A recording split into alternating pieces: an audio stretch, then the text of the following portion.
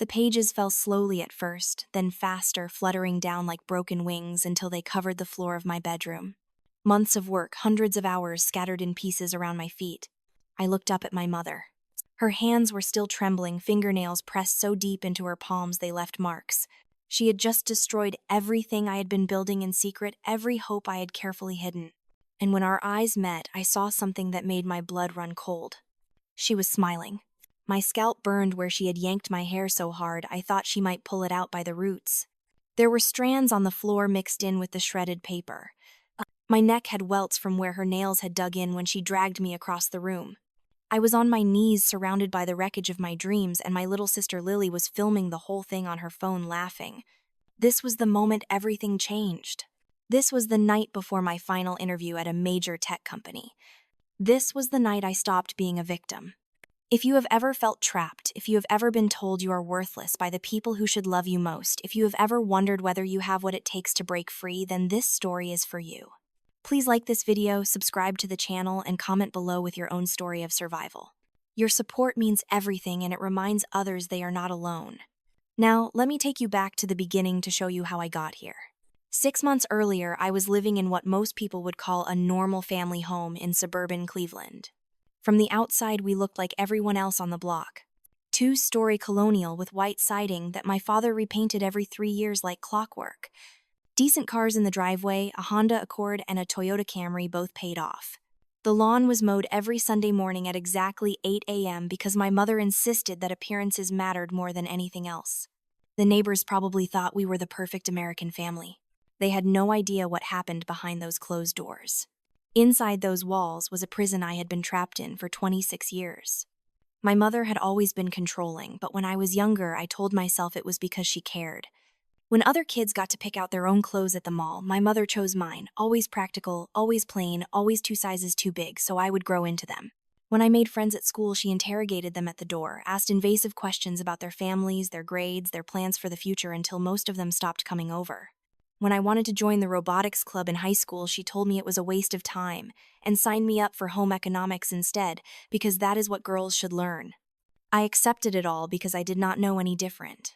My father was present but functionally absent, a shadow of a man who worked as an accountant at a mid-sized firm downtown and came home every evening at exactly 6:15 p.m. He would eat dinner in silence, nod along with whatever my mother said, and then disappear into his workshop in the basement, where he pretended to build furniture but mostly just hid from the chaos upstairs. I cannot remember a single time he stood up for me. Not once. Not ever. My sister Lily, 4 years younger than me, had learned early on that aligning with our mother meant protection and privilege. She was the golden child, the one who could do no wrong. She was beautiful in that effortless way some people are, with long dark hair and wide brown eyes that made strangers smile at her in grocery stores. She was social and charming and knew exactly how to manipulate every situation to her advantage. While I was the workhorse, the one who did the dishes and vacuumed the living room and made sure there was always milk in the refrigerator, Lily was the princess who spent her allowance on makeup and went out with friends every weekend and never had to explain where she was going or when she would be back. I had graduated from Cuyahoga Community College 3 years earlier with an associate degree in general studies because my mother had refused to let me pursue computer science. I had wanted it so badly I could taste it. I had aced every math class in high school.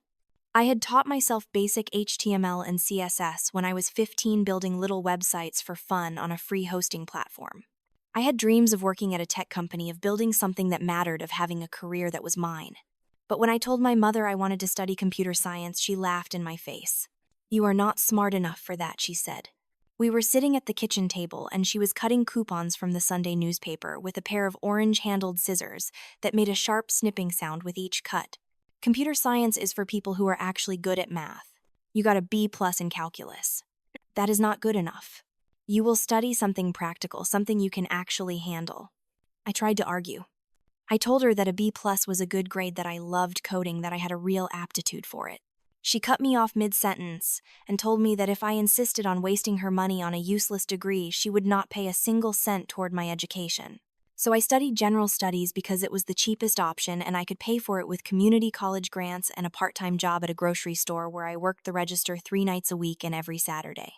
I came home every day after class or work to cook dinner, clean the house, do the laundry, and manage all the household tasks that my mother deemed beneath her, and Lily was too precious to do. My degree sat in a drawer in my bedroom, a piece of paper that meant nothing because I had no job, no income, no independence. My mother controlled everything, including the small amount of savings I had managed to set aside from birthday gifts and work paychecks over the years. She had convinced me to put it in a joint bank account with her so she could help me manage it, and any time I tried to withdraw money, she interrogated me about what I needed it for and usually told me no. But I had a secret.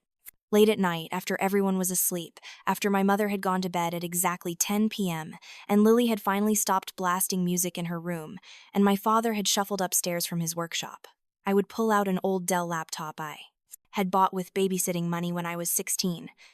It was slow, and the battery barely held a charge, and the screen had a crack in the corner, but it worked. And on that laptop, I taught myself to code.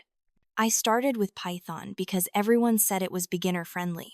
I watched YouTube tutorials by Indian programmers with thick accents who explained loops and functions with infinite patience. I completed free courses on Codecademy and free Code Camp, working through exercises until 2 or 3 in the morning, my eyes burning from staring at the screen. I learned JavaScript and React and Node.js. I studied UI and UX design through articles and case studies from companies like Airbnb and Spotify. I read documentation until the words blurred together. I built projects, dozens of them, just to prove to myself that I could.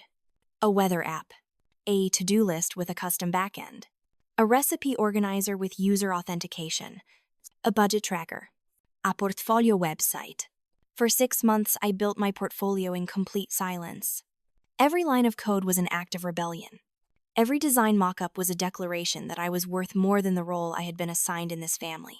I worked on it obsessively, perfecting every detail because I knew I would only get one shot. I did not have a computer science degree. I did not have professional experience.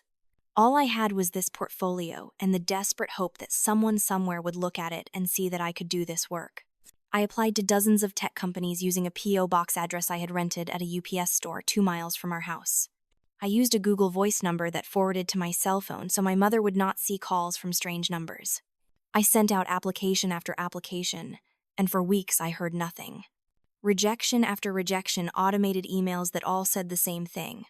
We appreciate your interest, but we have decided to move forward with other candidates. We wish you the best in your job search. But then in early February, I got a response. It was from a company called Tech Central Solutions, a mid-sized software firm in downtown Cleveland that specialized in building enterprise applications for healthcare companies. They wanted to see my portfolio. The email was from a recruiter named Sarah Chen, and she said my projects looked impressive and she wanted to schedule a phone screen.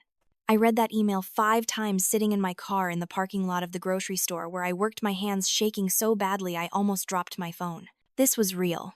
Someone had actually looked at my work and thought I was worth talking to. I responded immediately, agreeing to a phone interview the following Tuesday at 2 p.m. The first interview was brutal in the best way. I took it from my car again, parked in a far corner of the Giant Eagle parking lot where no one would bother me. It was February and freezing, and my breath fogged up the windows as I talked. Sarah asked me about my background, and I told her the truth. I had a general studies degree, but I had taught myself programming because I loved it. She asked about my projects, and I walked her through each one, explaining my thought process, the challenges I faced, the solutions I implemented. I could hear the smile in her voice when she told me she wanted to move me forward to a technical interview. The second interview was a video call with 2 engineers, a guy named Marcus and a woman named Jennifer. I did it from the public library using a study room I had reserved under a fake name because I did not want anyone I knew to see me. They asked me to share my screen and walk through my code.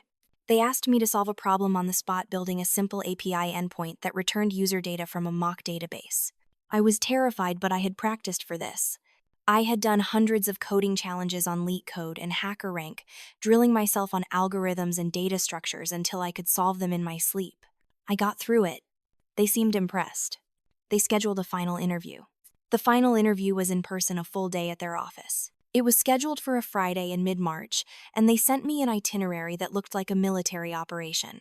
9 a.m. to 4 p.m., 6 different interviews, lunch with the team, a tour of the office. I was going to meet with Sarah again, with the VP of Engineering, with the CTO, with members of the team I would be working with if I got the internship. This was real. This was my chance. For 2 weeks, I prepared like I was studying for the bar exam. I reviewed every single project in my portfolio, making sure I could explain every decision I had made. I practiced answering behavioral questions in front of the mirror in my bedroom, my voice barely above a whisper so no one would hear. Tell me about a time you faced a challenge. Describe a situation where you had to work with a difficult team member. Why do you want to work in tech? I had answers for everything. I also started printing my portfolio. I wanted to bring physical copies to the interview, something they could hold and flip through and take notes on. I worked on the layout for days, making sure every page was perfect. Clean typography. High-quality images of my projects. Code snippets that were easy to read. Descriptions that were concise but detailed. I ordered special resume paper online, the thick kind with a subtle linen texture, and had it delivered to my P.O. box. I bought a leather portfolio binder from Target with money I had slowly siphoned from my joint account with my mother, $20 at a time, always labeled as groceries or gas, so she would not question it. 2 nights before the interview, I stayed up until 3 in the morning, putting it all together. My room was a disaster, papers everywhere, my laptop open on the bed, the printer I had borrowed from the library humming as it spit out page after page. But when I was done, it was beautiful. It was professional. It was proof that I was not the worthless, incompetent person my mother had always told me I was. I hid everything in a locked box under my bed. I told no one. I barely let myself believe it was real because I was terrified that if I acknowledged it out loud, something would go wrong and it would all disappear. But Lily found out. I still do not know exactly how. Maybe she noticed I had been acting different, more focused, more secretive.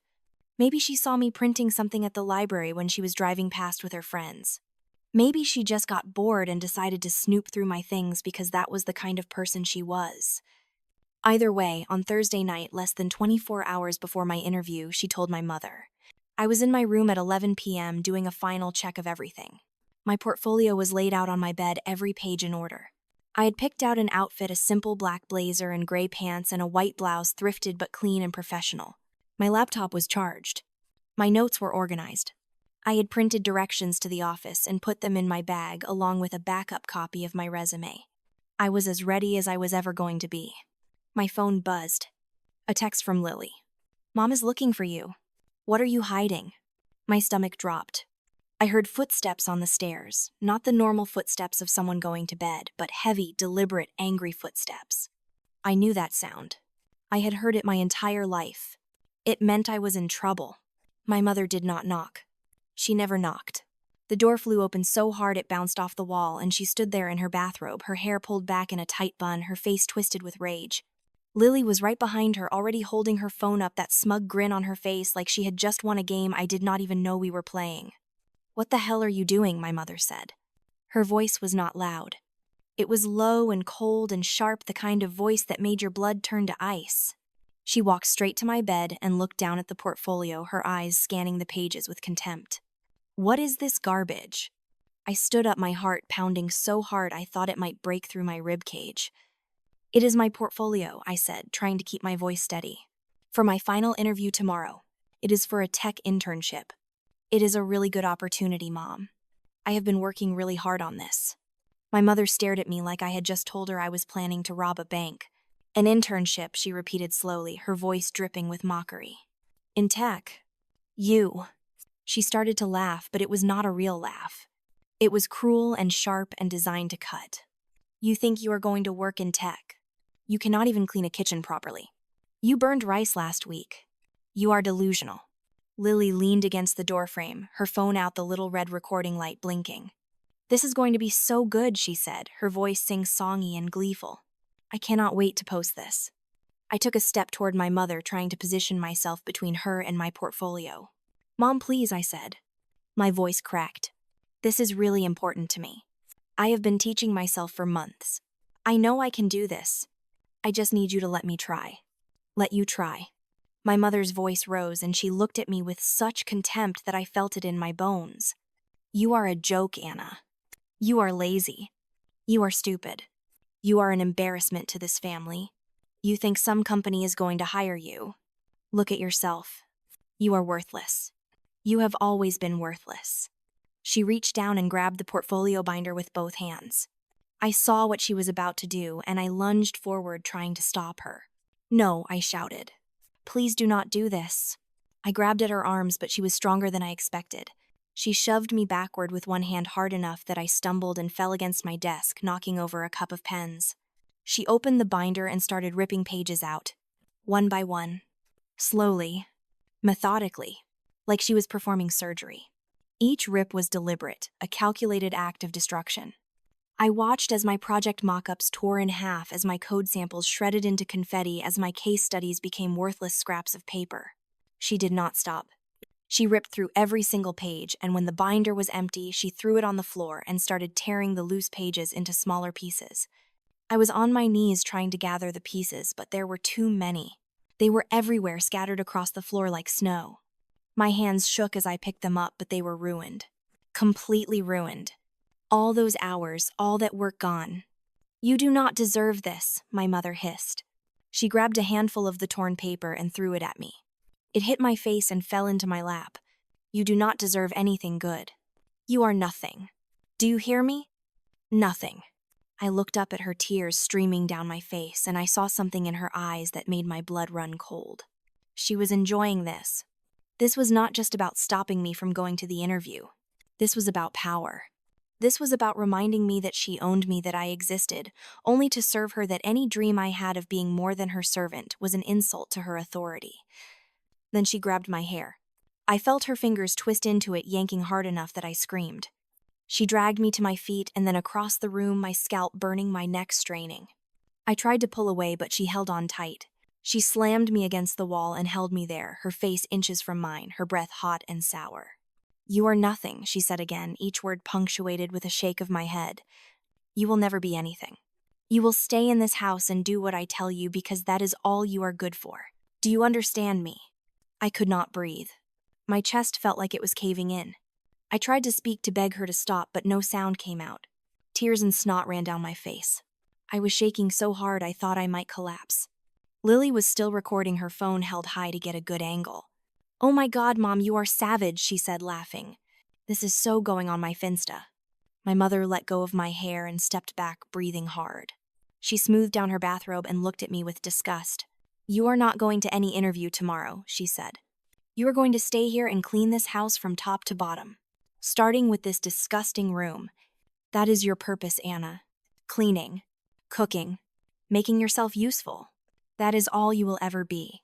She turned and walked out. Lily followed, still giggling, still holding her phone. The door slammed shut and I was alone with the wreckage. I sat on the floor for a long time, surrounded by torn paper and shattered dreams. My scalp throbbed. My neck burned where her nails had dug in. There were red marks on my arms where she had grabbed me, marks that would turn into bruises by morning. I felt broken. Completely, utterly broken.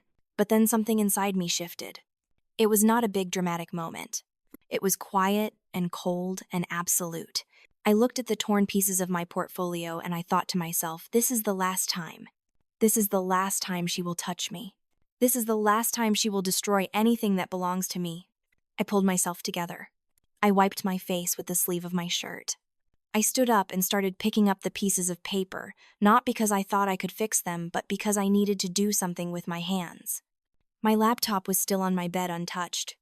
The screen was dark, but when I opened it, everything was still there. My projects, my code, my mockups, all backed up on GitHub and Google Drive. The printed portfolio was gone, but the work was not. The work still existed. At midnight, I opened my laptop and started rebuilding. I was exhausted, my hands were shaking, and my head was pounding from where my mother had pulled my hair, but I did not stop. I pulled up every file, every project, every image. I reformatted everything, making it even better than before. I added more details to my case studies. I included more code samples. I expanded my project descriptions. At 1 a.m. I was still working. At 2 a.m. I was still working. At 3 a.m. I finished. I had a complete digital portfolio, better than the printed version, formatted perfectly for viewing on a laptop screen. I could present it directly from my computer. I did not need the printed pages. I had everything I needed. At 3:30 a.m., I grabbed my laptop and a change of clothes and my wallet and quietly walked out of the house. My mother was asleep. My father was asleep. Lily was asleep. I closed the front door behind me without making a sound and started walking. It was cold, probably 30 degrees, and I was only wearing a hoodie and jeans. I walked for 20 minutes to a 24-hour diner on the main road, a place called Rosie's that served greasy breakfast food and weak coffee, and had free Wi-Fi. I sat in a corner booth and ordered coffee with the last $10 in my wallet. The waitress, an older woman with gray hair pulled back in a ponytail, gave me a sympathetic look but did not ask questions. I sat there and kept working. I went through every slide of my portfolio one more time, checking for typos, making sure all the links worked. I practiced my presentation out loud in a whisper, going through what I would say for each project. I prepared for every possible question they could ask me. At 6 a.m., the sun started to rise, and I realized I still needed to print something. A resume at minimum. Business cards if possible. Something physical I could leave with them. I could not show up with nothing. At 7:30 a.m., I walked to the nearest FedEx office, a 20-minute walk from the diner. My legs were sore and my head was pounding, and I was running on zero sleep, but I kept moving. I had to. If I stopped, I would fall apart. The man behind the counter at FedEx was in his 40s with graying hair and kind eyes. He really looked at me, and I knew I must have looked terrible. My eyes were red and swollen from crying. My hair was a mess. I was wearing yesterday's clothes. I probably looked like a homeless person. "Are you okay?" he asked. His name tag said Henderson. "I am fine, I lead. I just need to print a few things." I pulled out my laptop and showed him the files. A resume, a cover letter, and a one-page summary of my portfolio with links to my projects. He helped me format everything, adjusted. The margins suggested I use thicker paper for the resume. He printed everything, and when I fumbled with my wallet because my hands would not stop shaking, he waved me off. "Do not worry about it," he said. "You look like you are about to do something important. Go get it." I almost broke down right there. I thanked him, my voice cracking, and left with my documents crisp and professional, tucked carefully into a folder I had bought at Target weeks ago and had been carrying in my bag just in case. The interview was at 9 a.m. I had an hour to kill. I walked to a McDonald's bathroom and cleaned myself up as best I could. I washed my face, combed my hair with my fingers, put on the clean blouse and blazer I had brought with me. I looked at myself in the mirror. I had dark circles under my eyes. There were faint bruises starting to show on my arms. I looked exhausted, but I also looked determined. The Tech Central Solutions office was in a modern building downtown, all glass and steel and sleek design. I walked in at 8:45 a.m., 15 minutes early, and checked in at the reception desk. The receptionist smiled at me and told me someone would be down to get me shortly. I sat in the lobby and tried to steady my breathing. My heart was racing. My hands were clammy. Every part of my body was screaming at me to run, to go back home, to apologize to my mother and forget this whole thing. But I did not move. I sat there and waited. At 9 a.m., exactly, Sarah came down to meet me. She was in her early 30s, Asian American, dressed in a casual blazer and jeans that somehow still looked professional. She shook my hand and smiled warmly. "Anna, it is so good to finally meet you in person," she said. "Are you ready?" I nodded, not trusting my voice. She led me upstairs to a conference room where 2 other people were waiting. One was a man in his 50s, balding with glasses, who introduced himself as James Kowalski, the technical director. The other was a woman in her 40s, Indian, with sharp eyes and a confident presence, who said her name was Dr. Kavita Patel, the VP of Engineering. They all sat down and I sat across from them, my laptop in front of me, my hands folded to keep them from shaking. So Sarah began. "We have reviewed your portfolio online and we are really impressed. But we would love to hear you walk us through some of your projects in your own words." I opened my laptop and started presenting. I showed them my recipe organizer app, explaining how I had built the backend using Node.js and Express, how I had implemented user authentication with JWT tokens, how I had designed the front end using React, and focused on making it intuitive for non-technical users. I showed them my budget tracker, walking through how I had structured the database schema, how I had handled data visualization using chart.js, how I had optimized the queries to keep load times under 2 seconds. They asked questions and I answered every single one. They asked about edge cases I had considered. They asked about security concerns. They asked about scalability. I had thought about all of it. I had answers for everything. Then Sarah paused and looked at me carefully. "Anna," she said, "I noticed that some of the details in your portfolio have been expanded significantly since the version we reviewed earlier this week. Some of these case studies look brand new. Can you walk us through why?" He hesitated. This was the moment. I could lie. I could make up some excuse about wanting to add more detail. But I was so tired of lying. I was so tired of hiding. So I told the truth. I rebuilt my entire portfolio last night, I said. My voice was steady. From scratch. In about 6 hours. Doctor. Patel leaned forward, her eyes sharp with curiosity. Why did you have to rebuild it? I looked at all three of them. Because my family does not support my career goals. My printed portfolio was destroyed, so I rebuilt it digitally. Because nothing is going to stop me from being here. The room went silent. James and Dr. Patel exchanged a glance. Sarah's expression softened. Then Dr. Patel smiled. That, she said, is exactly the kind of resilience and determination we are looking for in an intern. Tell me, Anna, what drives you? What makes you want to work in tech? I did not have to think about my answer. Because I want to build things that matter, I said. I want to solve problems. I want to create something with my own hands that makes people's lives better. And I want to prove that I am capable of more than anyone has ever given me credit for. The interview continued for another hour. They asked me technical questions, deep questions about system design and architecture and algorithms. They asked me about a time I had to debug a particularly difficult issue. They asked me how I would approach building a scalable microservices application. They asked me about my thoughts on user experience and accessibility and inclusive design. I answered everything, drawing on every article I had read, every tutorial I had watched, every project I had built. I spoke with a strange clarity that comes from having nothing left to lose. At the end, Dr. Patel stood up and shook my hand. Anna, this has been one of the best interviews I have conducted in a long time. We will be in touch very soon. Sarah walked me to the elevator. When the doors closed and it was just the two of us, she turned to me and spoke quietly. You are going to go very far in this industry, she said. I have been doing this for 10 years, and I can tell when someone has real potential. You have talent, you have drive, and you have something else. You have fight. Do not ever lose that. I smiled, and for the first time in hours, I felt something other than fear. I felt hope. My phone buzzed in my pocket. I pulled it out and saw a text from my mother. If you went to that interview, you can pack your bags and leave this house forever. I stared at the message for a long time. And for the first time in my life, a threat from her did not feel like a threat. It felt like permission. It felt like freedom. I took a screenshot of the text and saved it carefully. Sarah noticed my expression. Everything okay? I looked up at her and smiled. Yeah, I said. Everything is about to be okay. I did not go back to the house right away. I spent the afternoon at the public library sitting in the same study room where I had done my second interview. I made a list of everything I needed to do. I needed a place to stay. I needed to figure out my finances. I needed to protect myself legally. I needed a plan.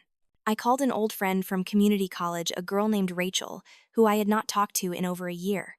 I explained my situation, leaving out most of the details, just saying that I needed a place to crash for a few days. She did not hesitate. She said I could stay on her couch as long as I needed. Then I called a legal aid organization I had found online. I explained that I was 26, living at home, financially dependent on my parents, and that I wanted to leave, but I was worried about the legal implications. The woman on the phone was patient and kind. She explained that in Ohio, once you are over 18, you are legally an adult, and your parents cannot stop you from leaving. But she also suggested I document everything, especially if there had been abuse, because that would help if my parents tried to claim I owed them money or tried to interfere with my life. I made an appointment to come in and talk to someone the next day.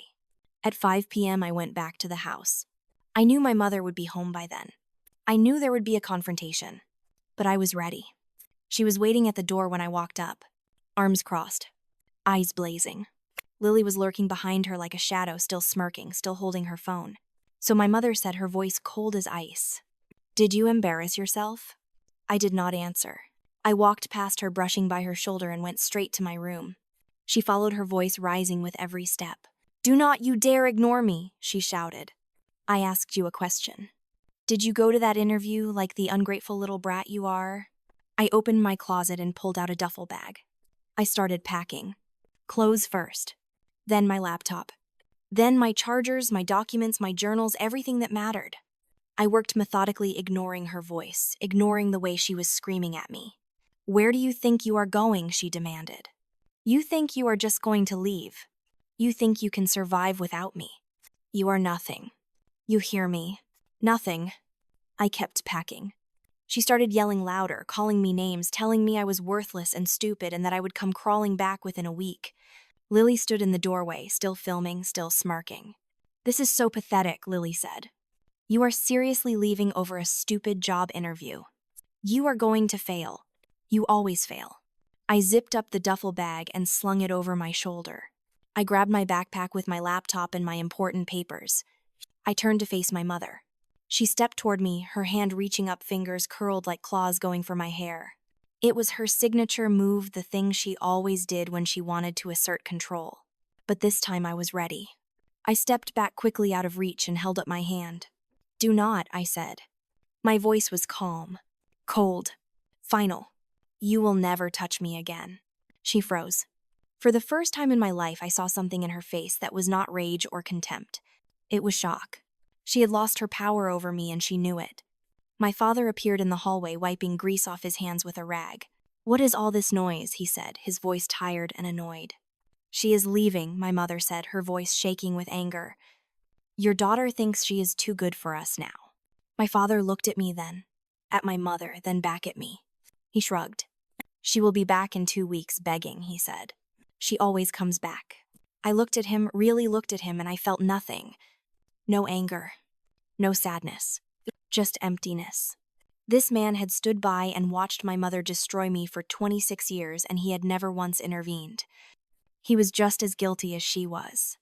I walked past both of them and headed for the front door. My mother followed, still yelling, still threatening. She said she would call the police and tell them I stole from her. She said she would ruin my life. She said she would make sure I never worked anywhere respectable. I did not respond. I did not even look back. I opened the front door, stepped out into the cool evening air, and closed it behind me. Not a slam, just a quiet click. And that sound, that soft, final sound, was louder than any scream I could have made. I walked to Rachel's apartment, a 30-minute walk across town. She answered the door in sweatpants and a college t-shirt, took one look at me and pulled me into a hug. You are safe now, she said. You are going to be okay. I stayed on Rachel's couch for 2 days. On Saturday morning, my phone rang. Unknown number. I almost did not answer, but something made me pick up. Anna Sarah's voice came through warm and excited. I have great news. We would like to offer you the summer internship. Pending a background check and onboarding paperwork, you start in 2 weeks. I stood there in Rachel's tiny living room, holding the phone, unable to speak. I had done it. I had actually done it. Thank you, I finally managed to say. Thank you so much. You earned this, Anna, Sarah said. We cannot wait to have you on the team. After I hung up, I sat down on the couch and cried. Not sad tears. Relief. Joy. Disbelief. I had taken the biggest risk of my life and it had paid off. On Monday, I went to the legal aid office. I met with a lawyer named Maria, who specialized in family law. I showed her the text from my mother. I told her about the physical abuse, the destroyed property, the years of financial control. She listened carefully, taking notes, and then she laid out my options. The first thing we need to do is establish your financial independence, she said. Do you have any accounts that are solely in your name? I shook my head. Just a joint account with my mother. Okay, we will open a new account for you today. You will need to redirect your internship paychecks there. As for the money in the joint account legally, it belongs to both of you, so you have a right to withdraw your share. How much is in there? About $1,200, I said. I saved it from working at the grocery store. Withdraw it today. All of it. Move it to your new account. After that, close your access to the joint account so she cannot claim you are still using her resources. I did exactly that. I went to the bank, opened a new checking account, and transferred every cent I had saved. Then I went to my old joint account and closed my access. My mother would get a notification and she would be furious, but she could not stop me. Maria also helped me file documentation with the state that I was financially independent. It was not a formal emancipation because I was over 18, but it created a legal record that I was no longer dependent on my parents for housing or financial support. That meant they could not claim me on their taxes. They could not access my medical records. They could not make decisions on my behalf. The last thing Maria did was help me draft a cease and desist letter. It was formal and legal and stated clearly that I did not want any contact from my family, and that any attempts to contact me, interfere with my employment, or harass me in any way would be considered grounds for a restraining order. I did not send it right away. I wanted to wait and see what they would do first. The internship started 2 weeks later. I showed up on my first day wearing the same blazer and blouse I had worn to the interview, cleaned and pressed. I was given an employee badge with my name on it, Anna Chen, software engineering intern. I stared at it for a long time, running my thumb over the laminated surface. They gave me a desk near a window, 2 large monitors, an ergonomic chair that adjusted in 6 different ways, and a laptop that was faster than anything I had ever used. My manager, a guy in his 30s named Tom, walked me through the onboarding process and introduced me to the team. Everyone was friendly. No one yelled. No one told me I was stupid or worthless or a waste of space. During the orientation, Dr. Patel gave a speech to all the interns. If you do well this summer, she said, full-time offers are absolutely on the table. We are looking for people who want to grow with us, who want to make an impact. Work hard, ask questions, and do not be afraid to take risks. I looked around at the other interns. There were 12 of us, a mix of recent college grads and career changers. They all looked excited, eager, a little nervous, but none of them had fought the way I had to be there. None of them had rebuilt their entire portfolio in 6 hours. None of them had walked away from their family to sit in that chair. This was not just a job for me. This was survival.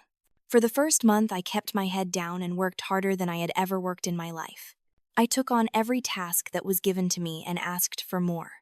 I stayed late. I came in early. I learned everything I could from everyone around me. My code got cleaner. My designs got sharper. My understanding of how large systems worked deepened every day. Tom pulled me aside after 3 weeks. Anna, I just want to say you are doing an incredible job. Your code reviews are thorough, your solutions are elegant, and your attitude is exactly what we look for in a junior engineer. Keep it up. I thanked him, and when I got back to my desk, I had to blink back tears. Positive feedback. Recognition for good work. It was such a simple thing, but I had never experienced it before. At the end of the first month, my mother tried to reach out. She called my old cell phone number, but I had changed it. She sent emails to my old email address, but I had created a new one specifically for work and personal use.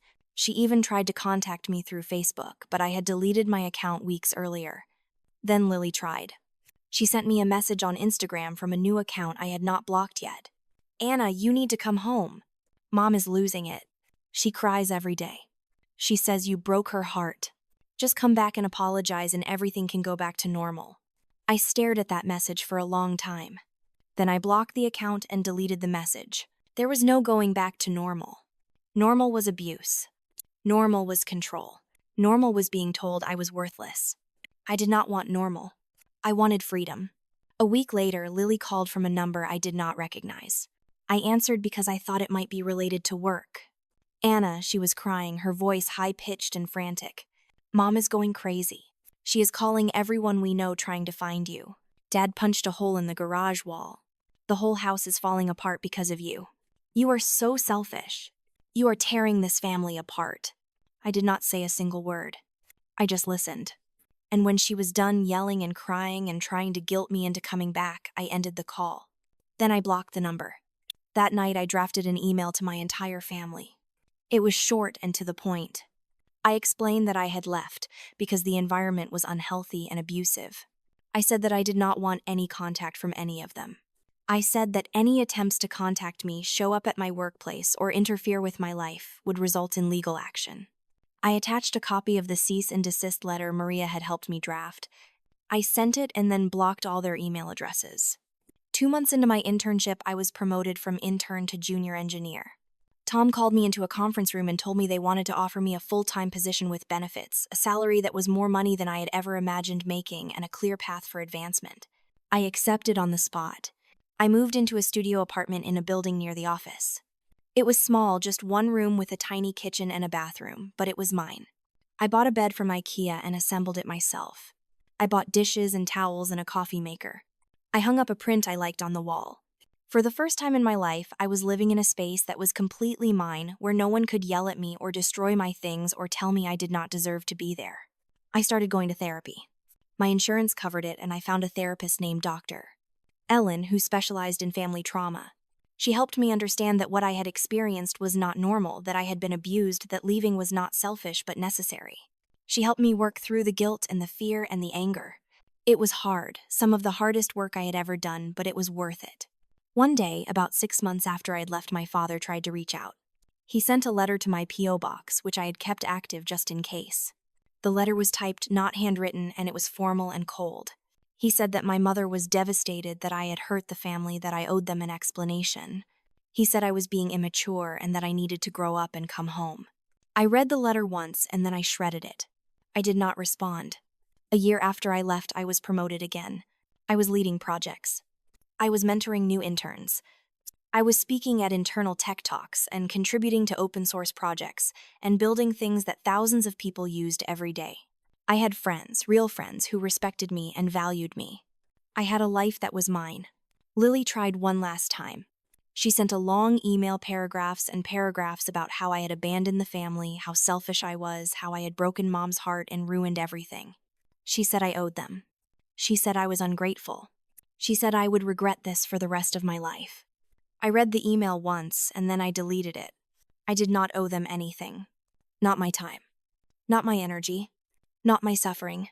Not my future. The truth is, I did not need revenge in the traditional sense. I did not need to ruin them or hurt them the way they had hurt me. My revenge was simpler and more powerful than that. I succeeded. I became everything they said I could never be. I built a career they told me I was too stupid for. I created a life they said I did not deserve. And they had to watch it happen from the outside, knowing they had no control, no say, no power over me anymore. Every time I write a line of code, every time I solve a complex problem, every time I walk into my office and see my name on projects that matter, I am proving them wrong. That is my revenge. My freedom. My life. So here is what I want you to understand. If you are trapped, if you are being told you are not enough, if you are being controlled or abused or torn down by people who are supposed to love you, please know this. You are worth more than they say you are. You are capable of more than they want you to believe. And the moment you decide to walk away, to rebuild, to fight for yourself, everything changes. It will not be easy. It will hurt. You will doubt yourself. You will feel guilty. But on the other side of that, pain is freedom. Real freedom. The kind where you wake up in your own space, on your own terms, living a life you built with your own hands. You deserve that. You deserve to be free. Now I want to hear from you. Have you ever had to walk away from a toxic relationship? What gave you the strength to finally leave? Drop your story in the comments below. And if this resonated with you, please hit that like button, subscribe to the channel, and share this video with someone who needs to hear it. Together we can remind each other that we are stronger than the people who tried to break us.